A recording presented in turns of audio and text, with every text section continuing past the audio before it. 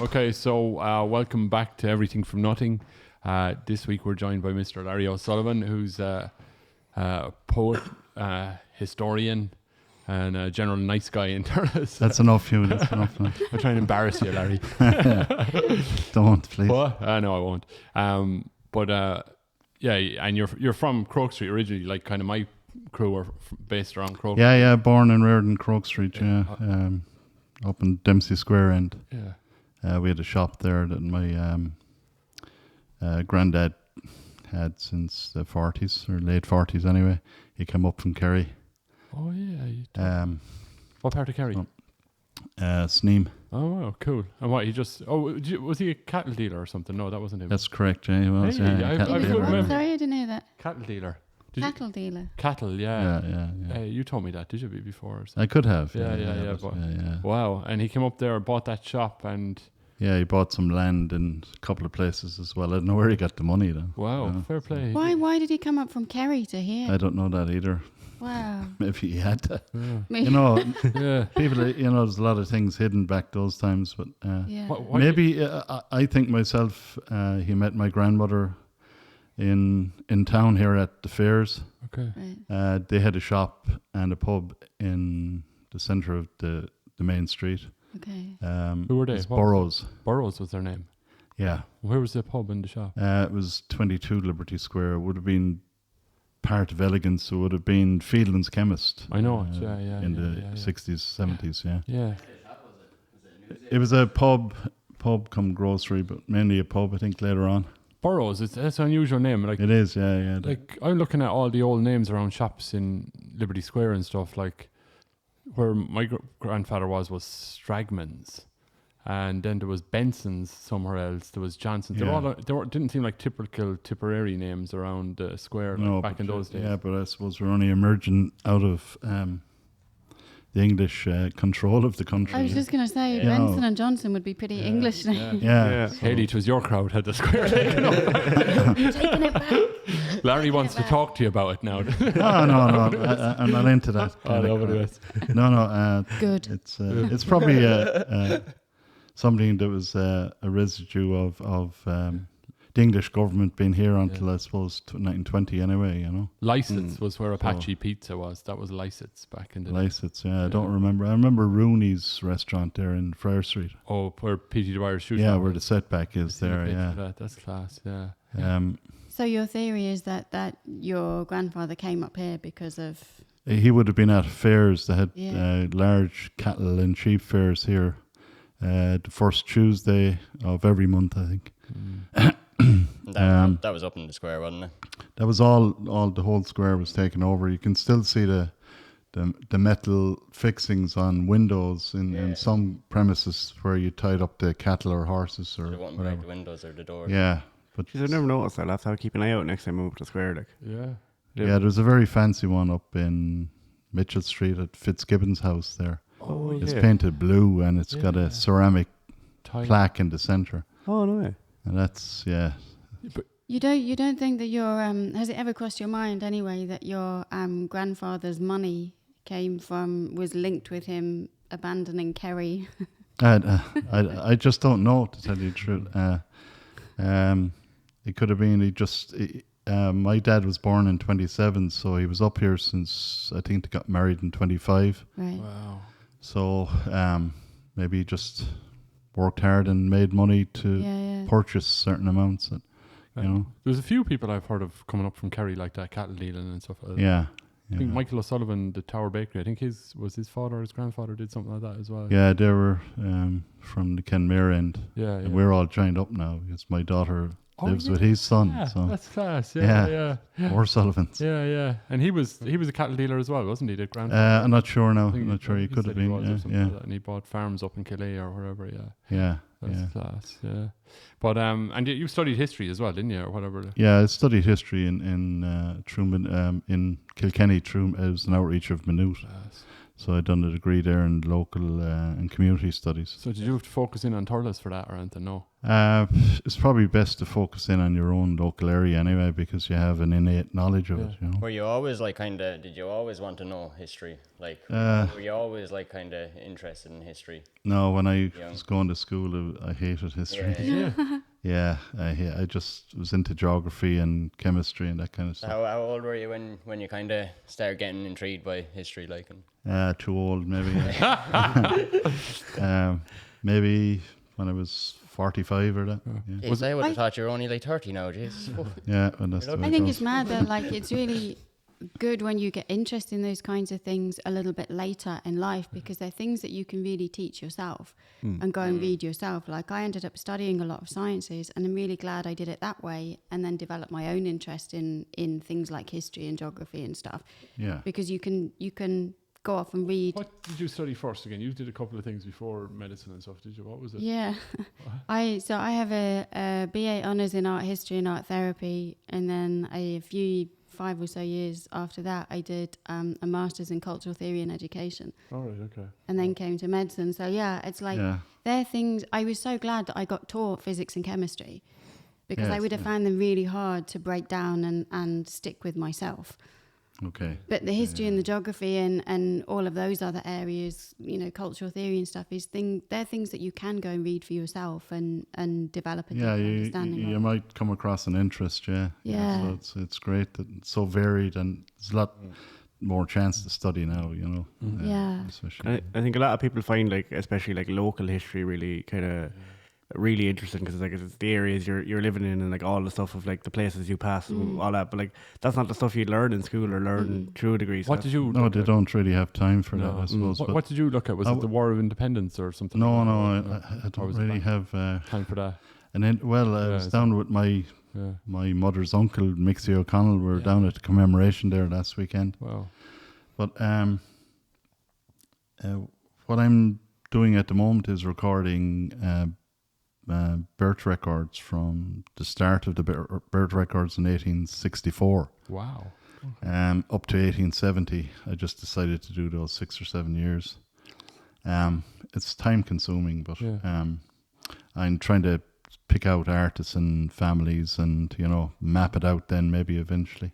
That's I fast. had Well- done a few articles in the Tipperary Journal, but basically on the mapping of the town and the development of maps through. Oh, my dad True would love to Florida, talk so. to you. Pardon? My dad would love to talk to you. He's just onto me and my brother the whole time about we need to map all the back of Westgate, you know, because he knows where Yeah. everything was. Yeah, well, take tell him it, to- take it what he's alive, man. Yeah, I'll tell him Jeez. to talk to a man who actually knows about mapping. Well, Give him your number. I'm sure you know as much yourself about No. mapping now. What made you pick those 7 years in particular? Because that was the start of the birth records. You didn't have to register a birth previous to Yeah. 1864 in Ireland. Anyway. okay. I had when I moved here 7.5 years ago, I was looking for citizenship and things like that for my daughter, who's South African, and it was my grandmother's grandmother who was Irish, Mary Ellen O'Keefe. Yeah. She had jumped on the boat somewhere, we think, from Cork and landed in Birmingham pregnant. Okay. And we tried to look for all of that ancestry. My dad has a certain amount of documents and things like that, but it was so difficult, we found, because of all the lies with the dates and things, and people having different fathers but the same mother, and like breaking through that web of whatever had gone on for whatever reason Yeah. is really tricky. Yeah, but even the 1901, 1911 census, you see the differential in the ages between the two, because I think there was something at the time about pension age. Okay. And so that was coming out Oh, through government circles, and, oh, you know, I'm 16 or I'm 64, I'm not 61, you know? Well, this was So- because it looked like, I mean, she definitely wasn't married, but the exact age when she got pregnant and stuff is really sketchy, because that would have been from the late 1800s. Yeah, late 1800s. There was the thing as well of dodgy time. Yeah. kids dying, like, wasn't there, in infants, and they'd have the next child to call them the same name, and that you could have multiple choice. They might of do, yeah, what yeah, age you are. yeah. You know what I mean, for birth certs. There was, I don't know, Dad told me about someone that he heard at 100th birthday that he knew wasn't 100. You know what I mean? But Yeah, Is that just to get the telegram from the Queen? yeah, I know, Is to that get what the that money was? or whatever, you know. Yeah. But like, it was that he had a brother 10 years older than with the same name or something like that. Yeah, yeah. That went on a bit. Can happen, yeah, and Yeah. double names. And, Yeah, you know. yeah. Are you finding it interesting? Like, are you learning stuff as you're doing it? Ah, yeah, I am, yeah, because I wouldn't do it unless I was learning something, Yeah. you know. That's the first basis of choosing something, you Come know. here, It's a good possibility of where learning. did poetry come from? When did you first get into that? Was it in school? I was always into that. in school, like, and stuff. I'd say probably the most influential person on me that way was Joe Barry, the Our teacher. class, yeah, he was lovely. I thought he was an excellent teacher. Yeah, he was. Where did he teach? In CBS. English Okay, in okay. CBS, yeah. Yeah. Were He you writing gave me a poetry? love for poetry, and Were you writing poetry back then? Like, in yeah, the- Were you? when I was Wow. 16, I'd say, yeah. That's- And then I gave it up for a long time Yeah. and Did made you a find living it? or whatever. Yeah. And Did you go back to it then? Like, did you find yeah, Yeah, I went did- back to it. did you find like you had like they gave you more kind of more passion for like the break, like Yeah, life experience. yeah, Um, yeah. You had stuff to write about, hadn't Yeah. you? Yeah, a lot more stuff to write about. The early stuff is always introspective. Yeah. Because I you always know, think especially like when you're a poets, youngster. like poets like need that kind of break to like, you know, like because like a lot of poets like non-stop writing every day, and it's like surely you get to that point where like you can't write anything else like this. Yeah, it's hard work to They, like, yeah, it's hard at the work minute, whatever. to do it all the time. Say that again about, okay, the early stuff is introspective, and then what happens? Like, what? Well, you don't have life Nothing to say experience about that you'll it, have when you're yeah. 40 or 50, Yeah. so you have a lot more subjects to draw on and etc. You know, but I had done that degree course in Maynooth, and we had gone to Scotland, and I saw how the old poets done their stuff there, and I met some of the new poets like Meg Bateman and Linda Carter, and they were Linda Montgomery, and they were excellent at their thing, but they come from a different source, you know, from the Outer Hebrides, and it just gave me a different way of thinking about both languages, and so now I try to do my poetry in Irish as well as English. Nice. Wow. Nice. That's Yeah, class. so at the moment I'm hoping Jimmy Duggan Yeah. will help with translations, and Ah, nice. you know. Do you ever try do like a mix, like an Irish and an English, like into one? Yeah, but that's what I'd be doing at the moment, but not reading. Yeah. No. Do the languages make you think in different ways, even if it's on the same subject? Because I know that Irish is a lot more poetic than... Yeah, it's a lot more straightforward as well. Yeah. In what way straightforward? I don't think the same amount of words have to be used to get the message across. Okay. You know, and for maybe a sentence in English, you can have one word in Irish or Scottish. You know. Because it Yeah, it's like- generates a whole concept. Like it Yeah, conveys it's a- message. yeah, it's- What's going on when you're writing a poem? Like, are you seeing pictures or something? You're trying to, because I like reading poems, and yeah, I'm more like a consumer. You know, hearing a song that's fabulous, but I actually don't know about the process of how that happens or what. I try to take it randomly. So you kind of freestyle it. Just Sometimes I'll go and I might get the Irish Times on a Saturday, and I just open a page and concentrate on something out until I read something interesting, and then I'll put that aside and make a single line note on it, Yeah. and continue from that, and maybe something else will occur related to that the day later, and start a poem that way. It's like, If the thing interests me and you can feel like you could build something around that. it's like you a know. collage of words or something, or something. Yeah, not really like that, or maybe a collage of sentences, or Yeah. yeah. Okay. Yeah, as long as they all have the same kind of emotive or whatever kind of story Positive you think you want to tell unity or- behind Yeah, it. and then Tied together. the other one's about their narrative, I suppose, about your own life. Well, you know, And do you know what it's about when you're writing it, or does Yeah. it like kind of start coming to, okay, I can see ah, this. No, cer- you know. certain words can come to you Yeah. that are more suitable for Yeah. a sentence or something like that. But that's the work that goes into it, I suppose. Yeah. So you have to rewrite it and rearrange it until you get it kind of, or does it just come as one? Sometimes, a lot of work in it. That's seldom that it'll come like that. But you know, You I used to do a bit, Stevie, did you? Or we in Yeah, school? like I don't write as much poetry as I did. I suppose like it's kind of like it's almost like I'm in that kind of break. But I know when I was in secondary school, I was writing poems all the time. Like, and I was like, it used to was do it it at was a lot lunchtime more or kind of something. again because you said you wouldn't have life experiences. Like the way I used to write poems when I was like 16, it was like yeah. I try imagine a situation I hadn't been in yet and be like, right, what would happen if this, and then try and get into the headspace of that person. But like, Yeah, that's a difficult thing Yeah, to do. You it know, is. that's brave because you haven't come across it yourself. yeah. you know. And it's weird as well. Like I think one of the differences I found with like when I write a poem now versus when I wrote it when I was younger, it's like it was like a lot more vague. It wasn't really about a specific thing. It was like you were just kind of floating around an idea, and or even sometimes you'd just be saying exactly what you meant. But then when you get older, you kind of get better at kind of tiptoeing around the subject, so anyone who knows can still tell what you're trying to say. And like get all this beautiful imagery and all that stuff from it, but you're not just saying like I did this, then It's I a did bit this. more You're like- implicit rather than Yeah. explicit. yeah, exactly. Yeah. Yeah. Did you know Dennis O'Driscoll then, or what? Yeah, You did. yeah. That's class. Yeah. Yeah, I would have been to a good few of his readings in weird places, you know. Are you serious? Like where? Like Down in churches in Carlow and Wow. out in an island in Mayo and, you know, places like that. he really made a huge success of it, didn't he? Like, Yeah, he was right good. Like. he was the top of the ladder, you know. So So I know the name Dennis Driscoll, he's but from the Mill Road, isn't he? In Thurles, Yeah, and he was yeah. like Seamus Heaney and all them. Like looked, respected him and didn't. They? yeah, oh yeah, He was yeah, very- yeah.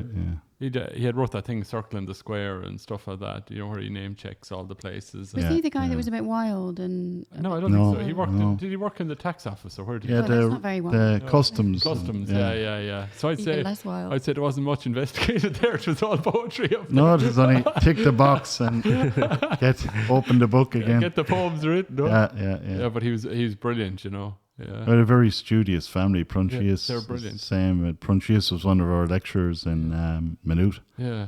and I thought he was a brilliant person. But Yeah. And even the guys in the garden centre, they're brilliant. Like if you go down there, you know what I mean. yeah, knowledgeable people. Yeah. They read a lot. Or They do, they've yeah, read a yeah, lot yeah, throughout their yeah. lives, and They'll have So a- you had a lecturer who was also an actual poet, like he was actually. his brother. But he writes a bit of poetry as well. Yeah, yeah. His brother. That's always really good when you get people that teach it and they're in the field or they have a good Yeah. acquaintance of the field because it's happening less and less. Yeah, like Yeah. when they're not just Mhm. like regurgitating something that they read on paper, but it's actually Yeah. an experience they're drawing on. Because I think you learn a lot easier that way. Like so if you have an English teacher who's passionate about English, you will love English. Yeah. That's It's what like- I had. Yeah. Yeah. So Didn't Yeah. you kind of work the poetry into the fringe, Féile Fringe and all that kind of stuff? Didn't you? You did a bit. yeah, I done the Féile Beag. Yeah. Yeah, that was I read at the Galway Fringe Festival as well class. and Lismore Festival. But How do you find that actually reading it? Because it's very different when it goes on in your head and is sort of has all of your own emotions and stuff behind it. But yeah, I understand what you're saying, but yeah, it really is the same thing. So you got to treat it as that's what it is. so you are able to like connect to it and Yeah, it is difficult to have your own voice, you know, Yeah, because yeah. you're always influenced by, just for instance, Seamus Heaney. Mm. Oh, is it good to sound like Seamus Heaney because he's a good poet sort Yeah. of thing, you know? Yeah. So everything goes around your head, you know, yeah, it's normal, yeah. you know. Do you get nervous when you stand up and do those? I used to, but not anymore, Yeah. you know. I was reading a thing about Seamus Heaney in the paper or something. I don't know, was it that was it a student magazine or something that his poem got rejected from? Did you read that? No. I didn't know, The guy but that- I think I remember something Yeah, about the that. guy who wrote this article rejected Seamus Heaney's poem. He just didn't think he quite caught it. You Up know? to it. Yeah. And I just He wasn't digging. He yeah, wasn't digging yeah. enough. I just love that like that. That was like Einstein getting rejected Yeah. from universities and Yeah. things like that. and he I didn't. didn't think he was up to it. Yeah. Yeah, he was only writing down gibberish. Like, Yeah, he, yeah, It's all nonsense. But and I saw another one about I think it was in the Guardian or something about Bob Dylan getting rejected from one of the early folk festivals in Greenwich Village. They just said he could come and help, but he wouldn't be allowed to play because you know, you have to be kind of pretty good, like, to play at the festival. So Bob Dylan didn't get a spot, but he got to sleep on their couch and help them out, like, with moving stuff and stuff. But that person isn't in management anymore. Funny how life works out, isn't it? Yeah. But Seamus Heaney got rejected. But I remember, like, even seeing his poems. Yeah, I liked them and all that, but I wouldn't be knowledgeable enough to know how brilliant they were. You know what I mean? So, like, what is it? Is it simplicity of getting the emotion across, or what is it about his poems? Yeah, somebody said, like, Midterm Break, was that his one? if I knew where a poem came from, Yeah. I'd go there. Oh, I know what you mean. Yeah. You know, that's what it's about. Yeah. Okay. Yeah. Something that you love immediately. Yeah. And most poems by most poets you won't. Yeah. Okay. But there's always one or two. Yeah. Why do you think poetry is so difficult for a lot of people to kind of get into and to make sense of? Because definitely when I was studying English in school, it was the least liked, least appreciated aspect of the courses that we did. Might have been seen as too feminine pastime. Yeah, when we were in school, that's probably. true, actually. Yeah. I can't see any other reason. Yeah, sure. Like even when we were in school, we did like a poetry club, and I think it was mostly girls that went to it. Like, and I think I was one of the few guys who turned up every week writing a poem. And I ended up getting one of my friends to come along to it. But I'd keep forgetting to write a poem. So then on the day of the poetry club, I'd have to quickly write him a poem. Another charity. Yeah. And it was so difficult then as well, because like the first poem I wrote, I was like, right, I'll go for like a comedy element, so it's different from my poetry. Yeah. And then every week I had to try write something that was kind of funny, and it was just... I bet everyone liked his poems a lot. Yeah, they actually did, yeah. Did you never feel kind of pissed off by that, Stevie? Were you never like, it was mine, god damn it? Well, I did that. I didn't write the poems for the... Like, if I write a poem, I don't write it for other people, really. I write it because, like, I enjoy doing it. It's therapeutic. It's, like, it's a really nice way to kind of analyze your own thoughts and how you feel about situations and kind of cement your own opinions. And surprising things come out, don't they, I think, sometimes when you write on stuff. Yeah, sure. And you have to scratch them out again. That's good insight, Steve. Do you find that, like, when you're writing, stuff just comes out like that or whatever? Yeah, we will do, yeah. Do you ever get all overwhelmed, like, with, like, writing poetry, or, like, you know, like, do you ever, like, you know, like, kind of, you have a story or whatever, and you, like, think that the story could go on, like, really big or really long or whatever, and then you get a bit overwhelmed because you can't shorten it down and you feel like it's too long of a story? If that makes sense, like, do you ever? Yeah, I wouldn't. I don't think I've got overwhelmed, but there was a story which maybe got me in that direction. I would read up on old newspapers in Thurles. Yeah. And back in 1909, on Christmas morning, I was looking for some of my relations, you know, names and blah blah. And it turned out that my granduncle, Tommy Burrows, and another chap who was Hilmar Bierlitz, an Austrian that was staying in Thurles at the time, they went skating on Christmas morning. I was just going to say that. After Mass. And do you know who was with them? The two Carey twins. Yeah, and Cruz, yeah. Yeah, or But Cruz, do you know, yeah. Do you know who was with them? And do you know where it was? I know where it was, yeah, up the back of the fever hospital, as they called it, yeah. It's the other side of that wall. Yeah, there was a pond out there, yeah. They filled it in later, yeah. But the thing that got me about it was Christmas morning. You know, at that time, all the families would have their breakfast early on, and then they go to 9 o'clock Mass or whatever. Yeah. And then the kids would go out play and come back for dinner, but... the two Carew brothers drowned. Yeah. The ice broken. It's literally the other side of that wall. There's a quarry. It's an old quarry thing. Yeah. And that must have been a really sad day for Thurles. My grandfather was with them that morning. Hugh Ryan as well. Was he? Yeah. That's bizarre, but it's funny when you started saying Christmas morning, the whole story just came into my head. Yeah. I think like it's similar to what Owen was saying there. But like I do find sometimes like if I read a story that's like really emotive, or something happens in my own life that's like something I really want to write about, there is that kind of pressure of like, are these the right words? Like because you relate it so heavily to the event and you really want to capture it. like sometimes you do kind of like think, okay, am I going the right way writing this poem? And you kind of get in your head a bit, but you kind of have to go for it and hope for the best. Yeah. It's funny. You told me, just after I bought the house here, my dad told me that story. The other side of the wall, his Right. dad was with these kids that drowned at the other side. Right, of that, right. I didn't know that. I was just reading the Yeah, paper report, you know.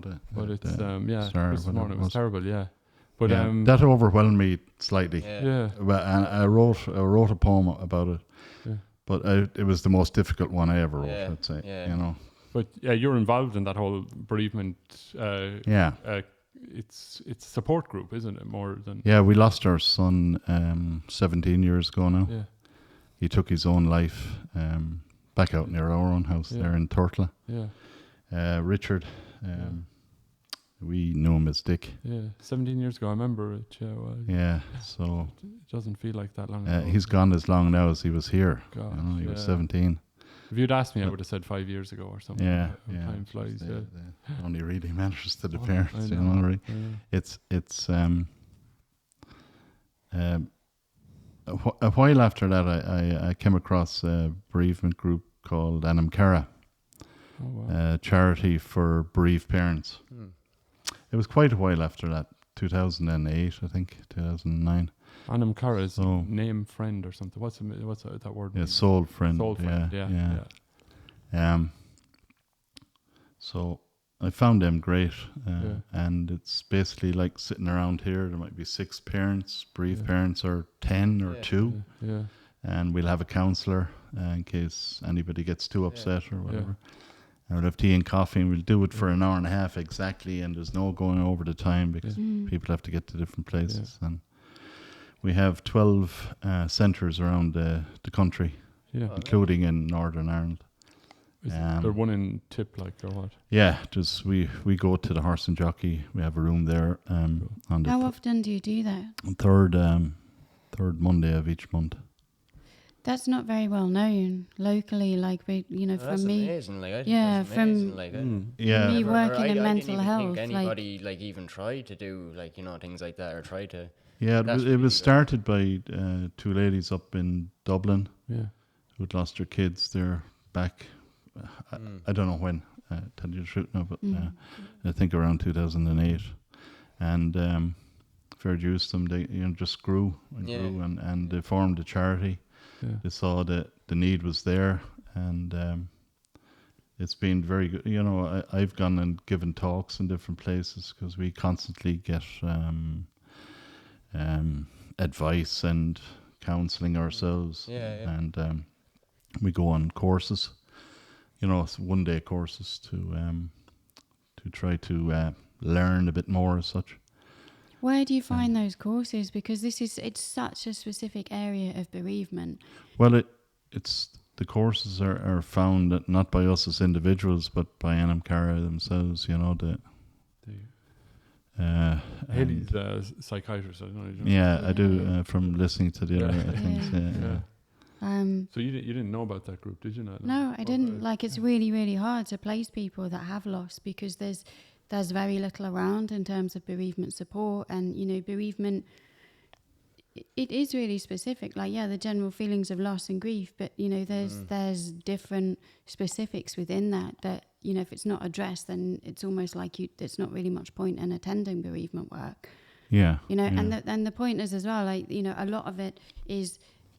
People get it for a period of time, but then there's whole different waves and processing that goes on that you need to continue to access that stuff Yeah. over time, and that's something that isn't really available that much in Ireland. So Yeah, but I think Anamcara addresses quite a lot of it. there's the we've been hit badly by COVID because yeah, it had to go on Zoom or whatever you call it. and it's just not the same. I didn't participate Yeah. because I just step back from it, because if somebody gets upset, they're in their own room on their own. You can't do anything. and that's devastating. So it's pointless to me then. Yeah. So My mum, like she adopted my cousin, like, and they have like a kind of Zoom thing, like where they get together and it's all about just people that have adopted young kids and stuff, and they just talk and like kind of how to deal with them or whatever. Like, but it was like over Zoom, like it was like like you're talking like a lot of these parents are talking about like serious trauma that they go through, and it's like all of a sudden then they turn off the laptop or something, and then they have to deal with that. I always thought it was a bit Yes, bizarre, yes. like, you know, you Hard, should go yeah. in person with these people and like actually connect Yeah. with them people. Like I say, when you go to your meetings, like, you know, if it was like strangers or something, you probably kind of have that connectivity like almost instantly because you're there for the same reason. Yeah, exactly. That's beautiful. Like I That's didn't know that. That's the club membership, man. Yeah. Nobody wants to be in it, but No. you're in it. Yeah. But like to That's amazing. have people there that kind of understand the situation or whatever must be Yeah, I understand how you can be feeling at any certain Yeah, time, or yeah. you know how your life plans will change, and yeah. other members of your family are affected, and you know it's, you know, we have to set up a group now, I think, to deal with parents who lost their only child, Yeah. because that's a totally different thing Yeah, again, yeah, and we only learned that over a few years from having parents at the group that lost their only child, and they didn't say this. They said that didn't seem to be heard, I know you what know, you the mean. way they should be. Yeah, it's, You know. it's a different thing again. Like, Yeah, it is. Yeah. God. No. And when is that looking like? You don't know when it's coming back. Well, we're hoping to get it back now in October. Brilliant. Yeah. That's great. Yeah, it should be. You know, as Yeah. long as the things aren't changed by the And how would people the like Buddha. if there was someone watching that has like that could use that, like how would they find a Online. or meetings? something. Well, anamcara.ie, and we advertise on Tip Radio Yeah. and the newsletters, the mass newsletters, but it's difficult to advertise any other way. Yeah, you know, yeah, you I know. know. So they just email you and you'll tell them to come along on what you say. Well, we take Okay. email numbers, and Okay. that's our contact. Then Yeah. and there's no, like, I can't see anybody else's details, and Yeah, you know, of course, vice versa. yeah, But of other I course. feel like people, that is a group though that is like you like never go out searching for people. Like it was just 100% Oh, no. people come to you. Like, and you can't do that. No, you can't really. no. Yeah. It's difficult to walk in, to get out of your own house. The first night is mad. Mm. You know, to walk into a group where you know you just haven't an idea what's going to happen. Yeah. And what's that like to go through that first night? Do you feel better coming out the other side of that night or what? Like, You will, because you'd have learned that, okay, yeah. these people think along the same lines as me, and the feelings that we all have are pretty similar, you know, So the second at certain stages. Yeah. it's going to be easier like after that. Like, Well, it should be, but Yeah, it yeah, won't be yeah, much not that- easier. But yeah. you can face it a bit easier, Yeah. It's maybe. less yeah. isolating, at least, and probably, like, I always think it's sort of less circular when people actually manage to get help and support for something. Instead of people sort of going around on a loop with things, finally you kind of see little roads and little areas where Yeah. there's a bit of an out or a bit of a different route to take. Yeah, yeah. Yeah, you have to agree with that. Yeah, Yeah. it's been very helpful to all of us anyway. That's Yeah. what I can say, and Yeah. I'll continue to do things. One of the talks I gave was, well, I'd done it a few times. I was down in the hospice in Limerick, and I said, "What the hell am I doing here?" You know, you know, when suicide is part of the scenario, it's a different thing. You know, you can say, you know, your child or your son or daughter took their own life. It was their choice, and you're speaking to people who've got cancer, and through no fault of their own, more than likely. So, I was very fearful of that, but the feedback I got from the people who were there was great. So I had no bother doing it a second time. yeah. So would you, if you had like any advice like for anyone that want, like, you know, because I'd say like the majority of people like that would like need them, like would be like, you know, oh no, like they just not going, like, kind of thing, not making that first move to just try it. And it, like the way I look at it is like the things like these is just try it, and if it doesn't work, it doesn't work. Like, but Yeah, you can only talk to. I wouldn't advise anybody on anything. It's up to themselves. Like I know couples who with a male partner won't allow the female partner to attend the meetings. Okay. You know, when she wants to. You know, but you have situations like that, which is very, very difficult. yeah, 100%. People are quite closed in Ireland, I've noticed, when it comes to sort of talking about stuff and dealing with stuff.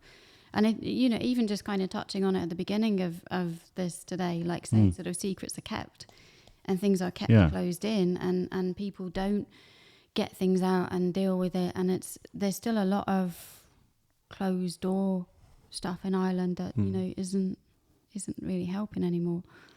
Yeah, I don't really know. You know, it's just talk about separate incidents, or you know, it's and I don't know, as a generalization, I think the country's getting a bit better that way. I think it's getting a little bit better, but there's still, like, you know, it's like just what you're saying about, you know, one partner preventing another partner from going for those things is like, yeah, that's pretty tough going. Like, it's but very tough. But I do agree that it is definitely opening up more, because like I know, like when I would have been a lot younger and if I was dealing with like mental health problems, like I couldn't talk to anyone. Whereas like now, if I had a rough day or something, I feel perfectly comfortable just saying it to my friends and they're not going to judge. And it's like, it is changing that, like, especially for men as well, that like they can actually say, look, I felt like shit and I had to cry about this and this awful thing happened. yeah, And good it's man. Yeah. and you can have that kind of support system, whereas like years ago, it was just get on with it and there you go. It's like, There is the expression in psychiatry, like when, you know, when we have new patients and things like that, the people will say, you know, when you're talking about within your team about assessments, typical Irish man. And that's one of the expressions that's said, that, you know, somebody that doesn't open up and isn't talking and, is difficult to engage and things like that. Yeah, I tend to, rather than talking, I tend to judge somebody on how much they listen. You know, if you listen, you'll hear. Yeah, even just in people attending, like that's the thing. If people keep coming back for appointments in mental health, you know that they're engaging on some level, even if they sit there and say almost nothing. The fact that they come back and they're on time, They you're come winning back. with them. And that's great. important. I remember I had like a teacher before that said a phrase before to someone that really stuck with me about the whole idea of like, I think it made a few people kind of stop and think of like, okay, maybe I do need to actually listen. They turn around to a student one and it's like, you're not listening, you're just waiting for your turn to speak.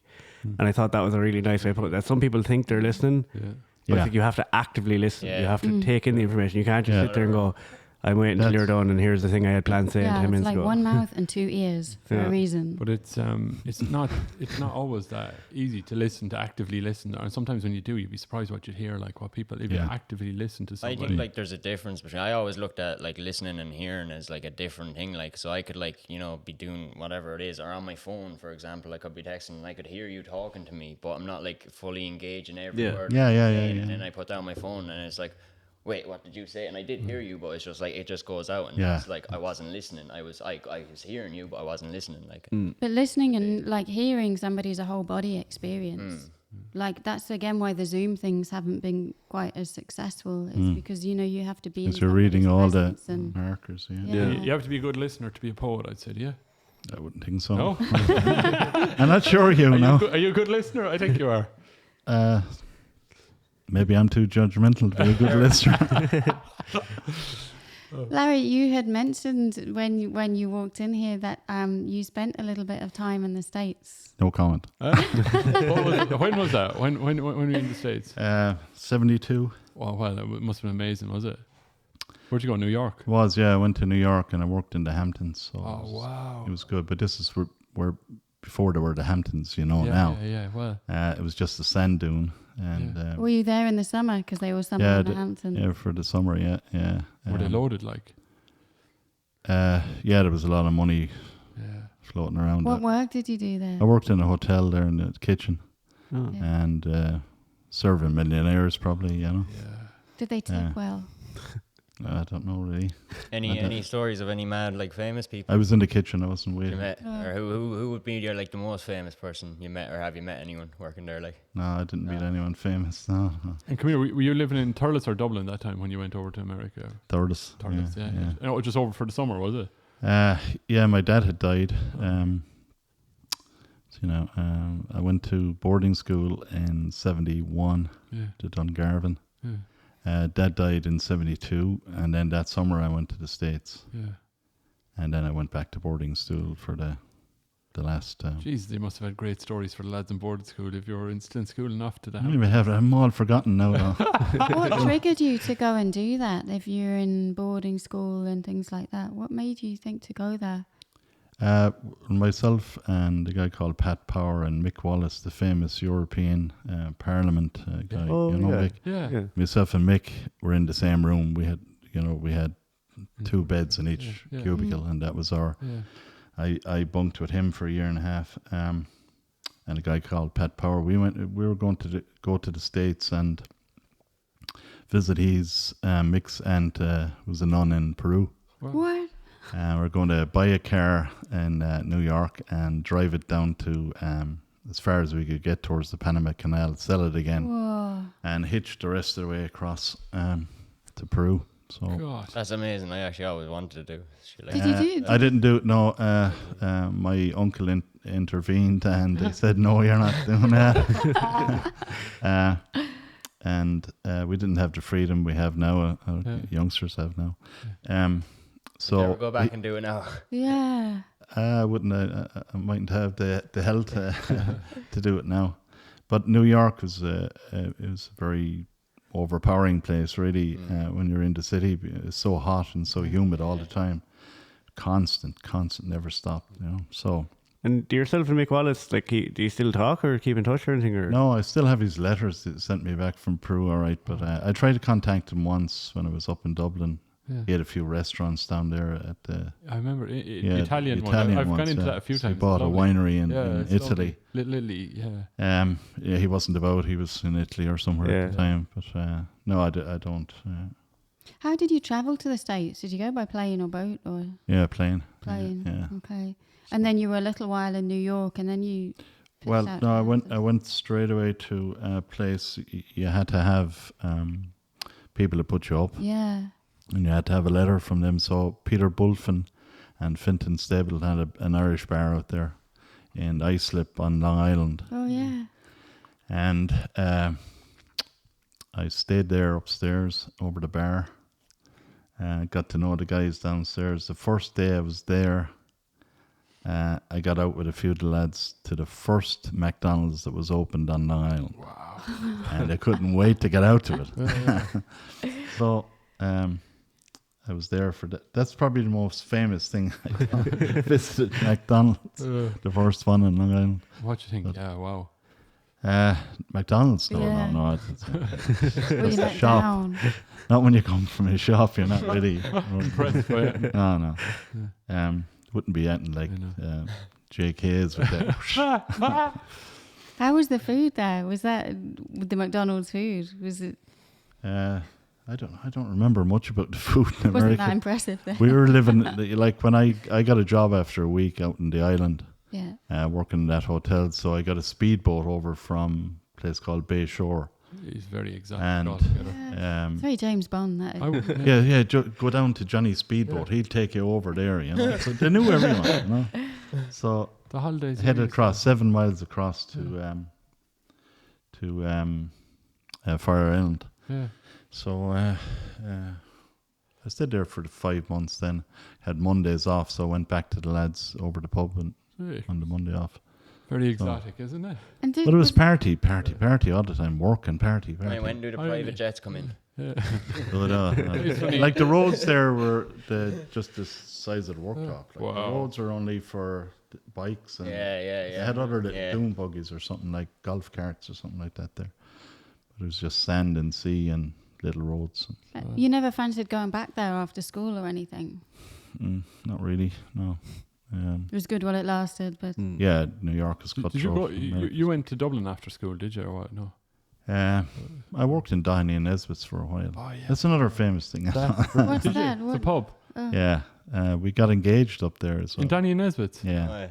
I that the- That's really cool. Is I that the worked pub on where- Danny and Nesbitt's on an extension Did you? when I was working in Yeah. Gillies, yeah. Is that the pub where like Dubliners would have played? All the That politicians, Nesbitt's or yeah, different yeah. Nesbitt's or Yeah.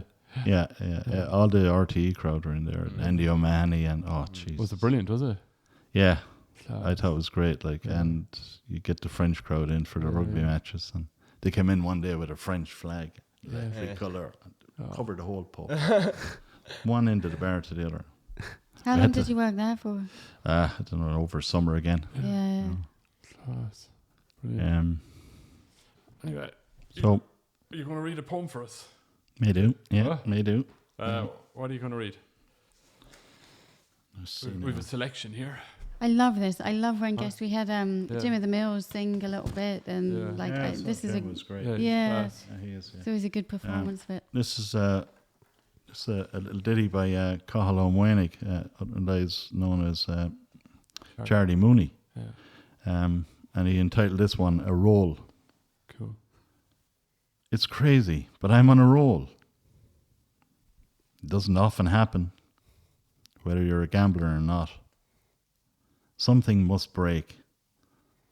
Nothing lasts indefinitely, not even a roll. Very good. That's a nice Play, one from Charlie. Charlie. That's nice. He gave us permission to read that as well. Let's see how it was done. What can I do? Or can I do a few? Yeah, or? yeah, Yeah, of course. Yeah, I love it. Okay. I don't know. Do you remember Molly McKenna's shop down in Crokes? It was the first shop in Fianna Road. Oh, I do. Yeah, yeah. Across the Little years. sweet shop. Yeah. I don't remember the sweet Yeah. shop. Your shop, I remember. Yeah, and it was Escape. Flaherty's, and then Molly McKenna's was Oh, on the okay. start of Fianna Road. Okay, I didn't know that one. This is called Our First Films. Yeah. Oh yeah, and this cinema over here was called The One Above, and That one's below. the is one it? was the one below. Yeah, that's class. We had two cinemas in the town, and you know. It's amazing they had 2 cinemas here. I always think. We're very Little posh. town. Yeah, Well, must I have don't. been. You couldn't. I couldn't cross the bridge when I was young at night to Loch the Gallen. Yeah, it was war every week, so it was a gas place to grow up. But anyway, Our First Films. On our way to see a western, in the one above, or mostly the one below, we got our trigger bars and bullseyes at Molly McKenna's, and within minutes seemed to have the 9 lives of El Fego Baca. Though we'd never seen New Mexico, imagining always where it was, what it was really like. Inside, as the action got hotter and the chase was on, dust flew from unattended seats, as if the Wells Fargo stagecoach had emerged into the crowd from the San Fernando Valley. It was then that we first became part of this Western world. Very good. Is that when you talk about the one above and the one below? Was that and it makes it sound like there's one that's sort of the wrong side of the tracks and one that was The the one above is the one on this street. yeah. Yeah, that but was just simply I'd say it probably geographic. referred to the river. Right. You know, the lower one being near the river. Yeah. You know, it was Yeah. to do with Yeah, height, I think, elevation. Yeah, it didn't have any kind of like socio-economic or kind of cultural. No, if thing you want to it. go to the one above, the film is pretty good, but you'll have to walk uphill. Right, The other one is downhill. The film might be great. So you but you make don't a have to do choice. the walk. Yeah, good enough. Um, I like that one. Yeah, That, that's Yeah. it's lovely. as part of the Fail Up Yog, Yeah. I done the poetry as it's a fundraiser for Cameo Care. And it's generally people with Alzheimer's or some of those diseases like dementia. Yeah, I'm not sure what the common word for all of those is. neurodegenerative. It's often. But can we continue? Yeah. Yeah. Yeah. Absolutely. And I was trying to write this from the point of view of a person who might be affected by these. I cannot tell if I wrote this poem. I cannot be sure. But it's in my hand and it's in my language. I look over the words at my own pace, recognizing a strange grammar, foreign to a more common sentence. When I had forgotten the boiling water, the man in the memory clinic asked me many questions. And I don't have those answers anymore. But I have some new questions. Why am I not allowed to be alone anymore? Why do I not recognize my family? Who am I? I cannot tell if I wrote this poem. I cannot be sure. but it's in my hand and in my language. Oh, that's brilliant. So That's amazing. and I like the repetition of like the start at the end, like to kind of get that whole, It's class. you get that whole feeling of the cycle of like, Yeah, lucidity Yeah. and not lucid. Thanks for that, And yeah. from a fellow poet. Yeah. He spots that. Nice one.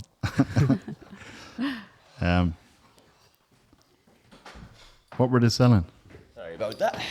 We just had some barking crows at the door. Okay, I just finished with this one Yeah, then. Yeah, Yeah, definitely. apologize for interrupting. This is for the people that had to leave town or the area years ago, and obviously some come back and some don't. And trying to, I try to convey the age thing that the youth and the elderly are forgotten about generally. Yeah. And this is based in a nursing home, and it's called Forgotten. Timmy Timmins mined silver in Ballingarry. Black Caucasian all his working life. He retired a white man.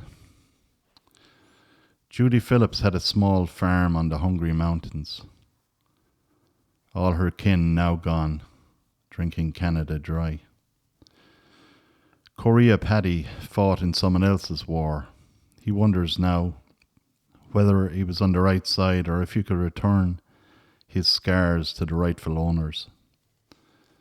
Melanie Ryan ran a boarding house in Notting Hill until the bright lights stole her sight. She came home never to see her people again. Martin Mooney, a deaf mute and homed in corners for years, to play silently with the fairies in his head. The oldest resident, Sarah Jordan from Kilmac Thomas, leads the way to breakfast every stiff morning.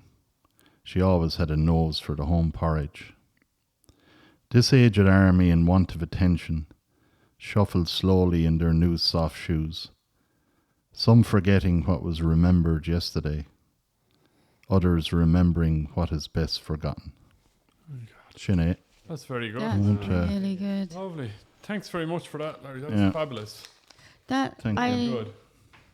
Thanks. just you like reading that, like how like those kind of sort of places that you go in your head when you write things like that. I just think that that's a really interesting idea. Like I always wonder what bits of those are kind of like, I don't know, from sort of deep in your own do you know what I mean? Like have you The names heard or sound been right. there before or something? Yeah. Or like it's amazing like what little seeds are kind of stuck somewhere in the back of your head that sort of Yeah, that's going deep into your consciousness. Yeah. But, so it's difficult to answer that. But type I of think question. that, yeah, when something sounds as real as that and as genuinely experienced as that, there's some stuff in there that... They're real people, Yeah. aren't they? Those names. No? Are they not? No, I was That's- trying to find names that Timmins were... That to me maps it, sounded yeah. right. Yeah, but Because it's... I know Timmins is up. Yeah, but I don't know any Timmy Timmins, so... Okay, But okay. That's I was what trying I mean to- about, like, yeah... It sounds there is- authentic. yeah. Yeah. Yeah, up in Wicklow to be authentic. All right, Timmins, yeah. There's Timmins- something so real in that it is, Yeah. you know... Well, naming is authenticity. Yeah. Yeah. Everybody has a name. But, Yeah. Well, I think everybody has a name. But Wow. so Amazing. When I was living in South Africa, my daughter and I got hijacked. And, like, I literally sort of lost my mind from it. I couldn't recall a lot of the event, sort of... And there was bits and pieces and kind of flashes of it and things like that. And not long after I'd been here in Ireland, I wrote about it. And actually just you reading that, I'd forgotten about it, really reminded me, all right. because it came out almost like in poetry form, and there were bits of it that I didn't know, like it was the whole thing pieced together. Yes, I didn't yeah. know that I was able to do that. Like if I sit and try and recall it and piece it together in my head, I couldn't. Yeah. But it had come out in that as a sequence Yeah, of events that's- and experiences. Yeah, and it's a bit further on now, so Yeah. it dissipates in the memory a little bit, Yeah, but just I couldn't even access it like it, but just how the recall came was actually sort of similar to, like a sort of a poem or something that you're distanced from. It's a really weird thing to say, but like, yeah. Just, Yeah, you're trying to, like with the Kilmac Thomas thing, you know, and mentioning the porridge. Not a lot of the youngsters know now that the porridge came from Flahavans and Kilmac Thomas, you know. Right. Oh, That's a thing that was always there in our childhood. Yeah. It was a known thing, but not so much now. Yeah. So things like that, and I intentionally put in mining silver in Ballingarry rather than coal. They didn't mine silver there, so but mining silver was making his living, you know. Yeah, it's the same as And yeah. you know the way they come out of the mines, black. Yeah, I love that Black line, the black Caucasian. Caucasian. I love it. That's- But then yeah, he that's retired a white man. What does that mean? That's You know, lovely. did a white man lose his job because of the black Caucasian? You know. Yeah. You know. So there's a lot of, you try to keep it simple and abstract at the same time, maybe. It's amazing. Yeah, but there's lovely little connotations and links in there that It kind of I opens think up it's the like mind. complex simplicity. exactly. Like- It's poetic. Like Yeah. there's no other word for it. Like it's just a poetic description That's of the it. word I was You looking. know, Yeah, I could get a lot of different answers, I'd say. yeah. Brilliant. Okay, we Yeah, finish thanks up. a million, Larry. That was Thanks. fucking unreal. Cool. And For that. plus, Thank you so you're much. actually one of our biggest fans. You watch pretty much all the episodes, don't you? You're one of our biggest. Yeah, I haven't seen them all, but Amazing. yeah, it was good for you. That's Yeah, yeah. So thanks very much for doing Thanks. that. Yeah, thanks a lads. million. Thanks. Larry. Thanks for the chance. Brilliant. Sound. Leave you back this Too. Yeah. Thanks. Oh, sorry, Oh, that's that's my own. your one. There's Charlie's. Yeah, that one. that one. Thanks. Okay. Brilliant. Yeah. Sound. Thanks everyone for watching. Yeah. I don't even know what number episode we are by now. Neither do I. What are we? I don't know. I think I know what number it is Yeah, out right, of yeah. just like the Everything for Nothing guest episodes, and not. if What it- number is it for the Everything with Nothing guest? This is episode? like 51 because I checked the other day and there's 50 in the playlist for just the guest episodes. Okay. Isn't it more than that No, now? it's more than that. I think it's in the 60s, isn't it? Some of that. Well, in the playlist on YouTube, it's a. Pretty shabby that we don't know the number of our own. Well, no, Anyway. it's just written down there, just below the. Yeah, just have a look. And hey, no, We've no no. clue. If Kieran was here, We've he'd be no like, clue. No, no links. Press that button there, the subscribe button. Yeah. It's there. It doesn't cost you money, but it really helps if you support us and if you just grow the numbers because it means we can continue to grow what we do. Yeah, it really helps to improve the algorithms and everything on YouTube for us. Sound right. Thanks. Thanks. Bye. Bye. Good man.